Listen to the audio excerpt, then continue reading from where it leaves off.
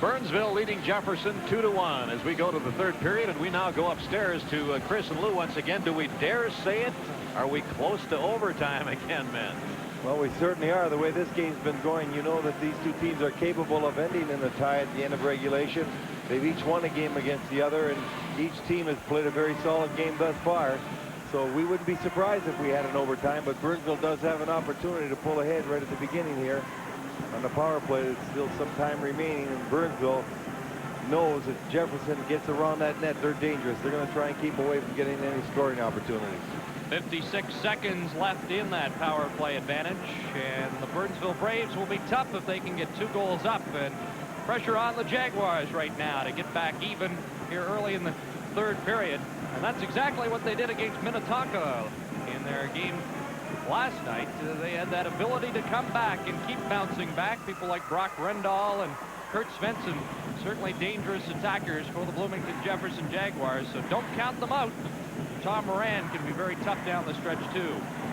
Seems only fitting that we go to a third period in such a closely contested game as this one is between these two teams. They've had outstanding seasons. They've been strong rivals for a long time, and their programs are very substantial. They've played against each other in mites and peewees and bantams all the way up. Now they're contesting for a berth in the finals tomorrow night. And each of these clubs capable of not only getting there but winning it. But they're going to have to beat a strong Hill Murray team, the one that comes through today, because Hill Murray looked very, very solid today, didn't they, Chris? I wonder what Hill Murray is doing right now as they get ready for whoever it might be. Well, they're enjoying the moment. They had the opportunity to play and win, and now they've got the opportunity to sit back and watch. There was a pretty important game up in Duluth tonight, Chris. UMD trailing North Dakota 4-2, came back to tie that game 4-4. The 2-game total goals, and UMD and North Dakota will meet tomorrow, I believe, in Duluth to determine a winner for someone to advance in the NCAA playoffs. I wonder how many youngsters we're watching in this tournament that might end up being in a game like that next year or the year after. There's some youngsters that have been here already that are up there, and that's something about this hockey program. Continues to turn out good hockey players, players that go on and have the opportunity to play not only in the colleges but also professionally. Very, very strong tradition this high school hockey tournament has been, and it seems to continue and get better with each passing season. Another good, strong contingent of pro scouts out here today, Luke? Well, there always is. This area has been hotly scouted now for the past 5-6 years, and you just can't hide anybody anymore. The only determining factor is the difference in some of the kids when they develop and if they'll develop. We're underway with the third period, and let's see how it develops as Burnsville on the power play. Here's Finnegan moving in, sharp angle shot, Moran the save. Hockey in the corner, and now out come the Bloomington Jefferson Jaguars. 36 seconds left in the penalty as Svensson moves in, centers it out in front, and Finnerty just panned on it. And back comes Kelly Ramswick along with Finnegan on the right side. That's Finnegan taking the pass and the shot, and Moran makes the stop. Now Moran clears it up ahead. That was a dangerous pass, but Finnerty got it, gets it, and clears it out to center. 14 seconds left in the power play advantage as they come back in over the line. Ramswick the shot, it was blocked. And it goes to big Steve Eggleston. Eggleston off the boards and up ahead. This is Rendall. Brandt is free in the center. Brandt set up right in front the shot, and a good save there by Gord. And now Jefferson is back in full strength as they kill off that Burnsville power play. Mark Brandt with 2 outstanding chances, spun away from a check, got 2 shots, but couldn't put either one by Gord as Jefferson was killing off the remaining time in that power play. Here's Granato after it. He is taken down, and we've got another penalty upcoming against Jefferson. As soon as the Jaguars touch the puck, still being played by Burnsville, and now play whistled down, and again the Braves will go on the power play. Well, Jefferson, after just killing the penalty and almost getting an opportunity to tie this game, now has to go shorthanded again as the holding penalty is called against him. Tom Carlson going in the penalty box. Burnsville getting an opportunity again to go ahead. But what an opportunity that Mark Brandt created for himself by spinning away from a check and getting a cross-ice pass from Brock Rendall, getting a shot at the doorstep of Gord, and getting the rebound. Again, having nothing to shoot at on the second shot on the short side because it was well played by Kevin Gord. 1:26 time of the holding penalty. There's a shot which got through, and Moran made the stop. Now it comes back to the point again. Schulze's shot goes wide of the goal. Ferreira behind the net. That's Scott Bloom on the other side. Granato also out there, and that's Granato with the puck. Bloom now coming out from the side. The shot, Moran made the save, and the rebound was fired wide.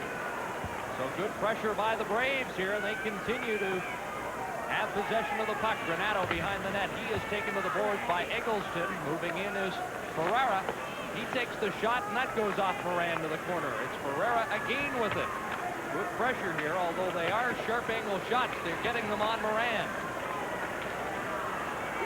Now Ferreira is taken down. A pass in front for Bloom off his skate, and Moran makes the stop, and well done for a faceoff. Scott Bloom breaking towards the net, trying to get that pass. It was bouncing. He almost knocked it right out of the air past Moran, but Moran covered up.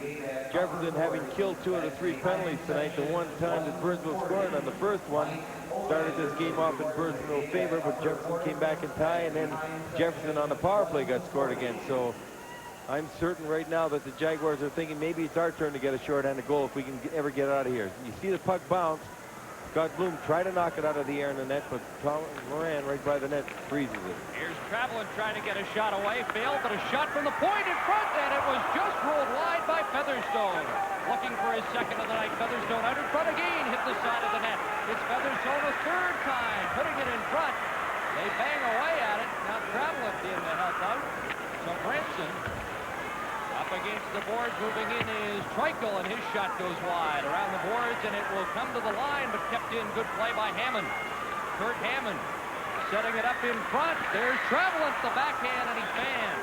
Travelin now falls down, flips it in front, and Jefferson finally gets possession and puts it down the ice. There's 26 seconds left in the penalty. Burnsville having 2 opportunities at an open net reminds you of what happened to Hibbing against Hill Murray when they had a chance to pull up by 2 goals and didn't. They got to be talking to themselves after those opportunities. Kept in at the line by Treichel. He knocks it into the corner. Moran's tough enough to beat without missing open nets. Back it comes. Treichel again. Fires, deflected wide. That's Featherstone through the goal crease. They shoot, score! They finally click on the power play. And I believe it will be Travelin with the goal. And it was a heck of an effort, because as he was taken down, he had enough presence to get his stick on that puck and backhand it into the open net. We had consistent pressure by Burnsville. You were wondering if they were ever going to score again. I wasn't certain whether it was Travelin or Ramswick, but it was a Burnsville forward standing to the right of Moran. But as he's being knocked down, you see the shot first come from the point. It's going to go off the board after it gets deflected here. It goes behind it, and it's centered right out front by Finnegan, and all alone on the left side of the net. Burnsville forward being taken down is able to spin away and get that into the open net by Moran. Right here is the pass by Featherstone out front. See, even though the tough check of the Burnsville Jefferson defenseman wasn't enough to knock Ramswick off that puck. I believe it was Kelly Ramswick that scored that goal. I think it was Featherstone that passed it out from the side of the net, putting Burnsville up 3-1 in the last 15 seconds or so of that penalty.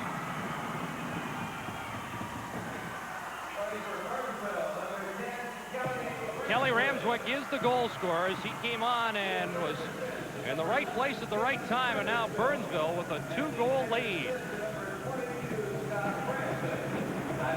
Branson and Featherstone get assists. It was a power play goal, 3:27 the time of the goal. There was just 10 seconds left in the penalty when Ramswick scored. That was a real big goal for Burnsville. Had they not scored in that penalty, they had to be getting some second thoughts whether they were going to be able to beat Moran again. Finnegan was in that crease area twice with an open net, couldn't put it away. They missed some golden opportunities, but they persevered and came up with that big goal by Ramswick. From the face-off, it comes back to Mulligan. Mulligan was knocked down, just gloves it into the corner. That's where Finnegan is after it, but now Mulligan gets it out into the center ice zone. 11 minutes, 7 seconds left in regulation time, and it's now a 2-goal Burnsville lead. Will we have a repeat of 1983 when Burnsville and Hill Murray met in the state championship game? Here's Finnegan grabbing a loose puck out in front. Burrell knocked it wide, and he had a lot of net to shoot at. In the corner, Gingler in there trying to get a whistle. Now it comes loose, and here comes Gingler out to center. Big Mike Gingler working his way over the line. He has the lone goal, fires, and Gorg makes the pad save. Gingler heads for the bench, and Burnsville just flips it to center. Now Kevin Schrader, who has been in all 3 tournament teams for Burnsville, clears it down the ice. Back to get it is Guillen. Rick Guillen, a pass on the right wing up ahead to Mike Brandt. Brandt knocks it in over the line. Pat Beattie in after it. Beattie number 7 looking for it. Also Rendall is forechecking. Puck comes loose. Beattie puts it out in front. Nobody there wearing white and blue, and it's knocked down the ice, and Scott Bloom goes after it.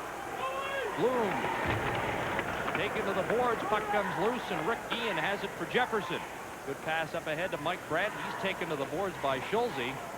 And they pin it there and hold it long enough for a face-off. There's a break in the action. We'll be right back with the Minnesota State High School Hockey Tournament.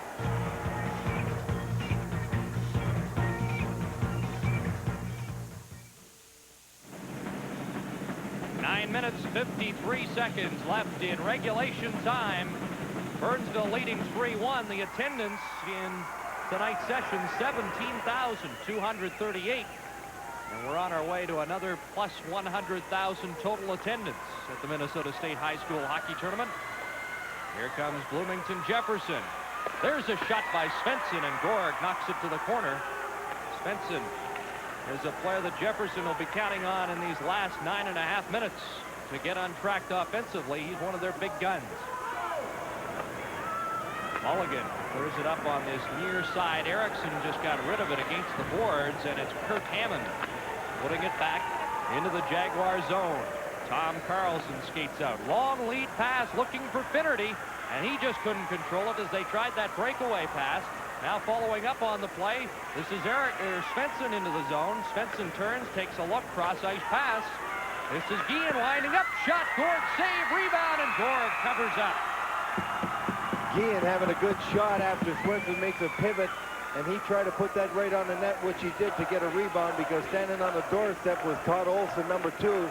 But Olson was well covered by the Burnsville defenseman, brought down. Gorg was able to freeze that puck. A good opportunity for the Jaguars. A good shot by defenseman Rick Guillen, but Gorg was there to make the save and hold it for the whistle face-off to his left. Gorg went through one stretch this season, 4 shutouts in 5 games, and overall a 1.61 goals against average. Puck cleared down the ice, and that is icing against Burnsville. With the score, the Braves 3 and the Jaguars 1. This is Hockey 85 live from the St. Paul Civic Center.